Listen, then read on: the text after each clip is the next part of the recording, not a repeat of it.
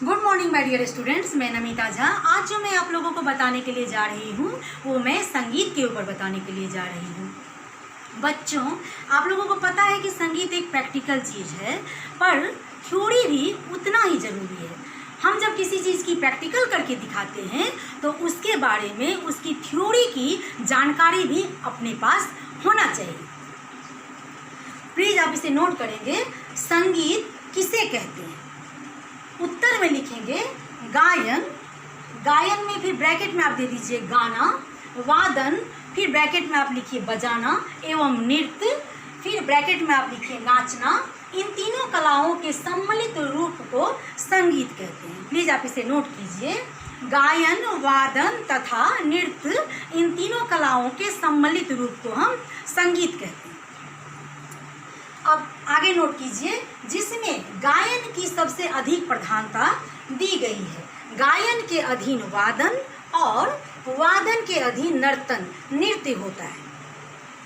अब देखिए, गायन को सबसे ऊपर इसीलिए रखा गया है, गायन का महत्व सबसे ज़्यादा इसीलिए दिया गया है कि गायन अपने आप में स्वतंत्र है, उसे किसी की सहयोग की जरूरत नहीं पड़ती है, उसे किसी की सहायता की जरूरत बिल्कुल नहीं है। हम मान लीजिए आपको एक सिंपल सा उदाहरण बताते हैं। हम मान लीजिए घर में हैं और तानपुरा का एक स्वर खोल दिए और हम किचन में हैं, खाना भी बना रहे हैं और हम गाना भी गा रहे हैं, हमारा पूरा गाना भी चल रहा है। हम वॉकिंग भी कर रहे हैं और हम गाना भी गा रहे हैं। गाने में हमको मान लीजिए कोई हारमोनियम भी नहीं है, कुछ तबला नहीं है, कुछ हारमोनियम नहीं है, फिर भी हम गाना गा रहे हैं। हमें गाना गाने में किसी की सहयोग की ज़रूरत नहीं है, तो इसीलिए गायन को सबसे ऊपर रखा गया है, गायन का दर्जा सबसे ऊपर है। अब वादन, अब मान लीजिए हमको प्ले करना है, कैसियो प्ले करना है, तो हमारे पास कैसियो रहेगा तब ना प्ले करेंगे, तो उसमें हमको किसकी ज़रूरत पड़ गई? साधन, कैसियो। कैसियो क्या है? साधन है। तो हमारे पास साधन ही नहीं है, कैसियो ही नहीं है जो बजाएंगे, तो सहयोग की आवश्यकता पड़ गई ना। हमको तबला बजाना है, मेरे पास तबला नहीं है तो हम कैसे बजाएंगे, तो हमको सहयोग की ज़रूरत पड़ गई। कैसियो बजाना है तो दीवार पर तो कैसियो नहीं बजाएंगे, ब्लैक बोर्ड पर तो कैसियो नहीं बजाएंगे। तो अब हो गया नृत्य। अब नृत्य पे चलते हैं। नृत्य जब हम करते हैं या कोई भी नृत्य जब करता है तो उसके पास घुंघरू होना चाहिए, कुछ सॉन्ग बजना चाहिए, तब ना वो नृत्य करेगा। अपने आप तो वो नृत्य नहीं दिखा सकता है, क्योंकि घुंघरू की आवाज़ तो आनी चाहिए। और गाने में क्या होता है, गाने में किसी की सहायता की जरूरत नहीं है। गाना अपने आप में बेमिसाल है, अपने आप में वो आज़ाद है, वो कहीं भी गा सकता है। ज़रूरी नहीं है कि हमारे पास हारमोनियम रहेगा तभी हम गाएंगे, हमारे पास तबला रहेगा तभी हम गाएंगे। अभी मान लीजिए हमारे पास कुछ भी नहीं और हमें कोई बोलता है गाने के लिए, तो हम गाना गाने लगेंगे, क्योंकि गाना अपने आप में स्वतंत्र है, गाना में किसी की सहयोग की ज़रूरत नहीं पड़ती। लेकिन तीनों की आवश्यकता है।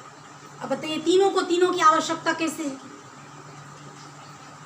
अब हम मान लीजिए हम एक प्रोग्राम में जा रहे हैं, या आप लोग कोई प्रोग्राम में जा रहे हैं, तो वहाँ पे प्रोग्राम में गए हैं, मान लीजिए आप गाना गाने वाले हो या मैं गाना गाने वाली हूँ, तो प्रोग्राम में गए जब, तो वहाँ पे तानपुरा भी बज रहा है, तबला भी बज रहा है, हारमोनियम भी बज रहा है और हम गाना गाएंगे। तो हम गाना गाएंगे तो गाना हम गा रहे हैं, तो गाना गा रहे हैं तो गाना गाने के साथ साथ हम हाव भाव भी दिखाते हैं, तभी तो अच्छा लगता है ना। अब सावधान होकर के तो कोई गाना नहीं गाता है, गाना जैसे जैसे सुर जिधर जिधर जाता है एक अभाव आता है, तो उसको हम नृत्य में ले लेते हैं। तो जहाँ पे तीनों का समावेश होता है तो वहाँ पे उसी को हम संगीत कहते हैं।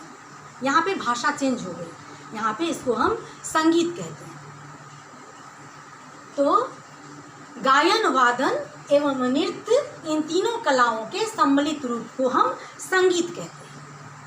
और संगीत का दर्जा ऊपर इसीलिए रखा गया है कि संगीत को किसी की सहायता की ज़रूरत नहीं है। लेकिन जब तीनों एक साथ मिलते हैं कहीं प्रोग्राम में तो वो हो जाता है संगीत, तब हम उसको संगीत कहते हैं। तो बच्चे, आज हम संगीत के ऊपर चर्चा किए, तो आप इसे नोट भी कर लिए हैं, आप मेरी बातें भी समझ गए हैं, तो आप इसे ध्यान में रखिएगा।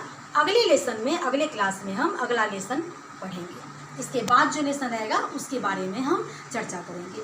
धन्यवाद, थैंक यू।